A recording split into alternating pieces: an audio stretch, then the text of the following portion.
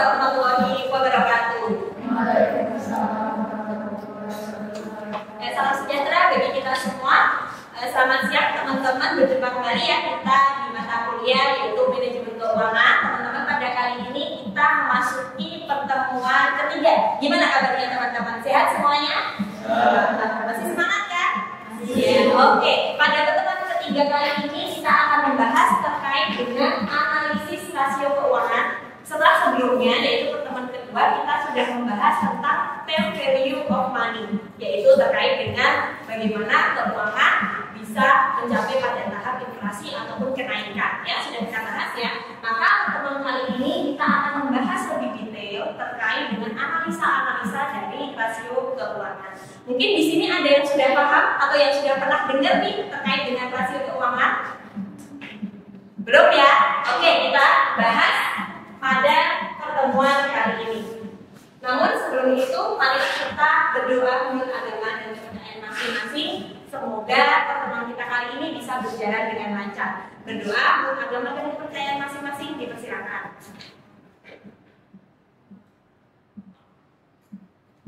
Cukup? Oke, langsung saja kita bahas.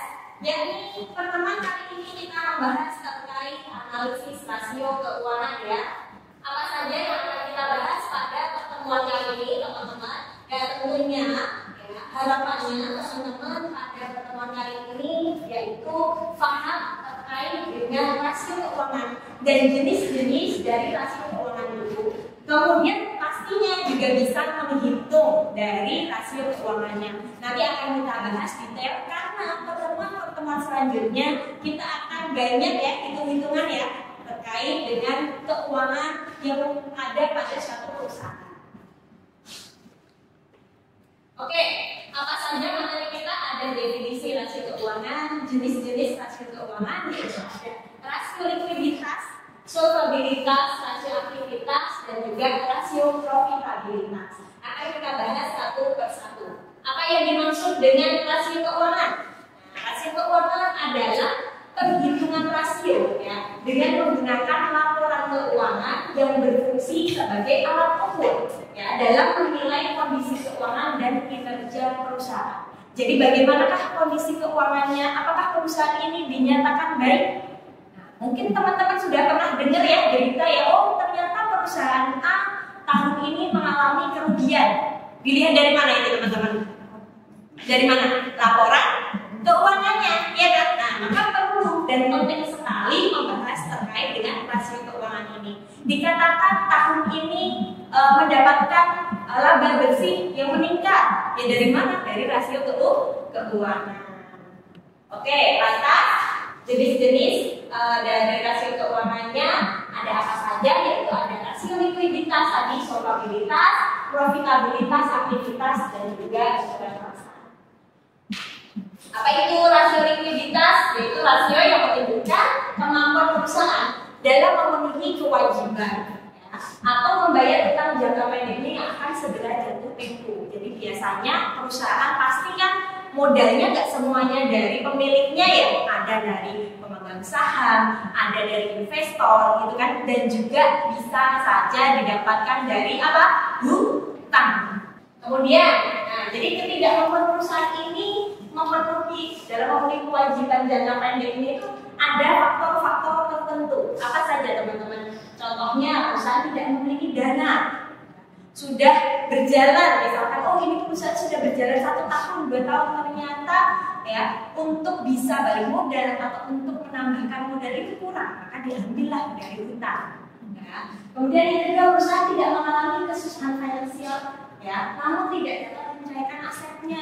Oke, lantas selanjutnya jenis rasio dari likuiditas. Kenapa perlu kita menganalisa liquid? Karena liquid itu kan berarti harus tetap ya, harus kuat, harus bisa bertahan pada suatu perusahaan. Di antaranya rasionya teman-teman ada rasio untuk apa? Mengukur kemampuan memenuhi kewajiban segera jatuh tempo dengan aset lancar.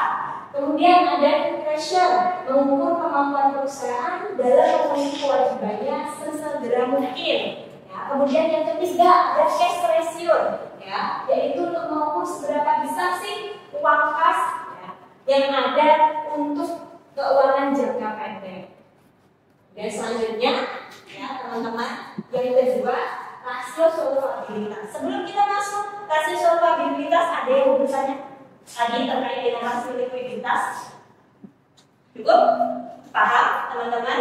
Oke, selanjutnya masuk rasio solvabilitas atau leverage. Rasio yang digunakan untuk mengukur sejauh mana aset.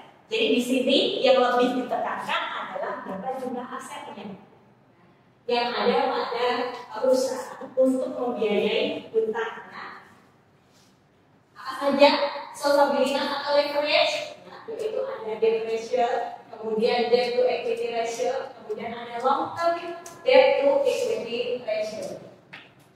Nah, selanjutnya ya, yang ketiga ada rasio profitabilitas.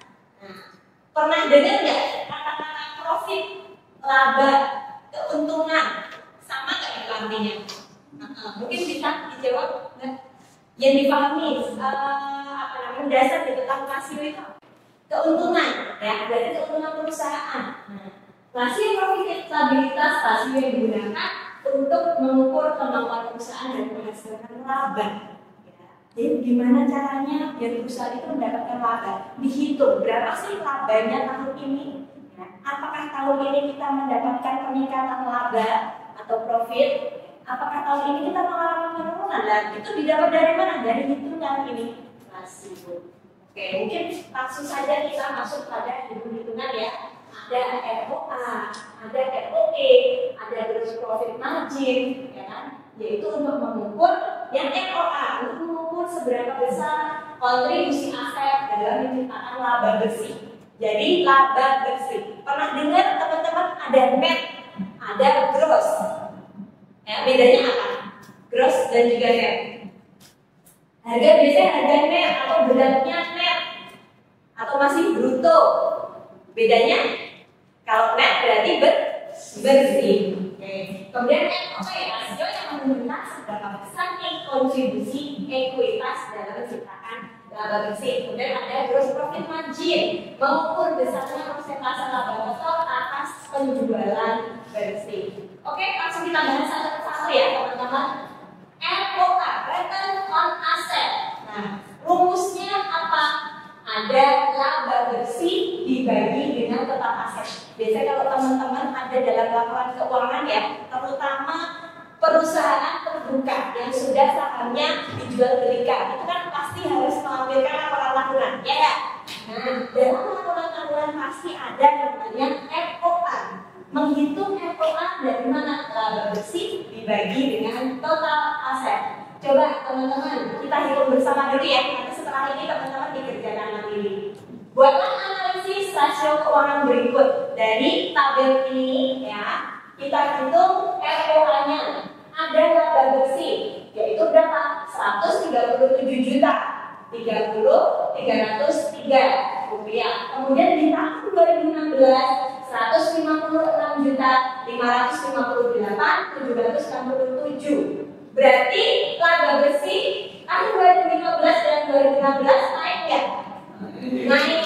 Total asetnya kita lihat 2015 yaitu 1.027.082. Kemudian 2016 1.051.861 naik ya total asetnya. Oke, berarti perkiraan ROA-nya nanti naik ya? Ya, pastinya lebih baik kan? Nah, coba kita hitung untuk ROA-nya.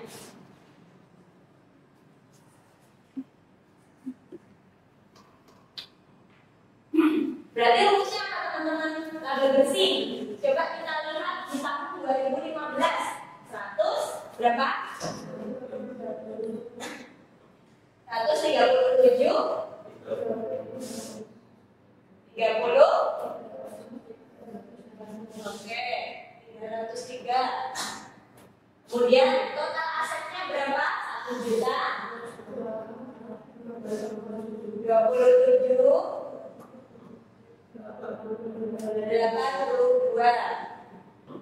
Oke, kita bagi berapa? Berapa dibagi teman-teman? Nah, kembaliannya berarti 137 juta 30.303. 303 dibagi dengan 1.027.082, maka pada tahun 2015 ya, maka didapatkan berapa? 10%. Pembagian dari ini yaitu 10%. Nah, maka di tahun 2016 kita bagi yang sama juga, yaitu ada 156 ya, juta dibagi dengan 1 juta, hasilnya adalah 15%. Tahun 2015 dari ROA-nya didapatkan 10%, tahun 2016 15%. 10% ke 15% naik nggak? Naik ya, maka bisa disimpulkan bahwasanya ROA-nya di sini ada kenaikan, yaitu setiap 1 rupiah aset berkontribusi menghasilkan 0,1 laba bersih. Ya, dan juga di tahun 2016 yaitu setiap 1 rupiah aset menghasilkan 0,15 laba bersih dibagi dengan total modalnya. Coba sekarang teman-teman silakan dikerjakan untuk tugas ini dengan hitungan yang tadi.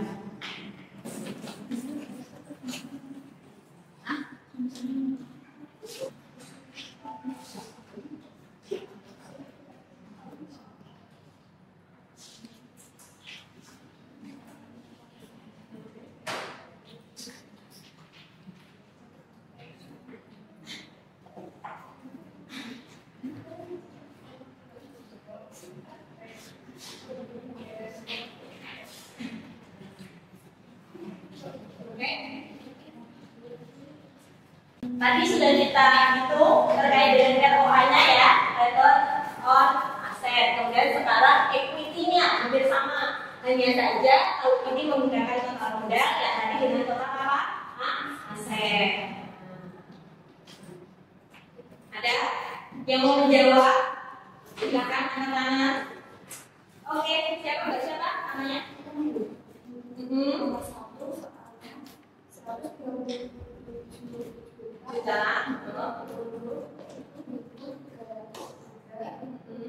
Bagi 920.910.74.000, jumlahnya adalah 809%. Oke, kemudian yang 2016. Oke, teman-teman sudah dijawab ya tadi dari Mbak Wani, silahkan. Tadi Mbak Wani sudah menjawab ya. Kemudian 2016 yaitu ada 16,8%. Berarti ada kenaikan juga nggak dari segi ROE-nya? Ada ya, dari 14,9% ke 16,8%. Maka bisa disimpulkan nih, setiap 1 rupiah ekuitas berkontribusi menghasilkan 0,15 laba bersih. Ya, berarti perusahaan tersebut masih dikatakan ada peningkatan dari segi apa? Profitabilitas. Itu dari ROA dan juga dari ROE. Sampai di sini teman-teman ada yang mau ditanyakan? Cukup? Udah paham ya? Oke, lanjutnya yang terakhir teman-teman, dari gross profit margin, yaitu ada dari pembagian laba total dan juga penjualan yang bersih tadi dari rasionya. Kemudian operating profit margin kita hitungnya dari mana? Laba operasional dan juga penjualan bersih. Nah, kemudian ada profit margin. Nah, jadi kenapa dari satu rasio saja ya teman-teman, hasil profitabilitas itu ada banyak. Kenapa ada banyak Bu? Karena kita menghitungnya pun juga harus satu per satu. ROA dihitung sendiri, ROE juga dihitung sendiri, net profit margin juga dihitung sendiri. Kegunaannya pun juga berbeda. Nah, setiap rasio memiliki manfaat dan juga fungsi masing-masing dalam perhitungannya, sehingga perlu ada rasio-rasio utama. Sebelum kita akhiri, mungkin satu orang dulu silahkan sampaikan apa yang kalian dapatkan pada pertemuan kali ini. Apa yang bisa dipahami dari pertemuan kali ini? Ada yang mau menjawab? Oke, apa kesimpulan dari pertemuan kita hari ini? Dari situ yang sebelumnya kita tahu tentang pembuat keuangan itu ada pembagian jangka panjang dan jangka pendeknya, dan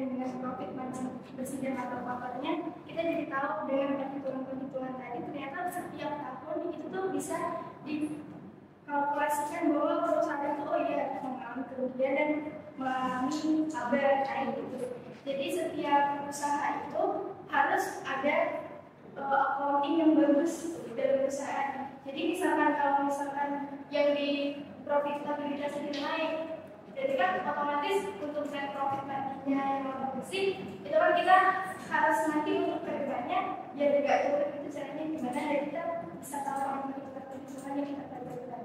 Baik, terima kasih. Mari kita beri tepuk tangan dulu. Oke, terima kasih atas jawabannya. Ya, jadi betul sekali ya, terutama kita belajar terkait dengan manajemen keuangan. Harapannya teman-teman ya, ini sebagai analis dari keuangan. Nanti teman-teman sebagai pelaku manajerial dan keuangan paham terkait dengan rasio-rasio keuangan, bagaimana perusahaan itu bisa menganalisa dari laba ataupun keuntungan dan juga bisa mengelola keuangan dengan baik. Jadi kesimpulannya, maka rasio keuangan ini adalah alat penting ya teman-teman yang nanti bisa menjadi analisa ataupun perhitungan dalam jangka panjang ataupun pendek bagi perusahaan. Mungkin ini yang bisa kita bahas pada pertemuan kita kali ini ya teman-teman. Pastinya nanti kita akan bertemu kembali di pertemuan berikutnya dengan topik pembahasan yang lebih menarik. Cukup sekian pertemuan kita kali ini dari saya. Saya akhiri. Wassalamualaikum warahmatullahi wabarakatuh.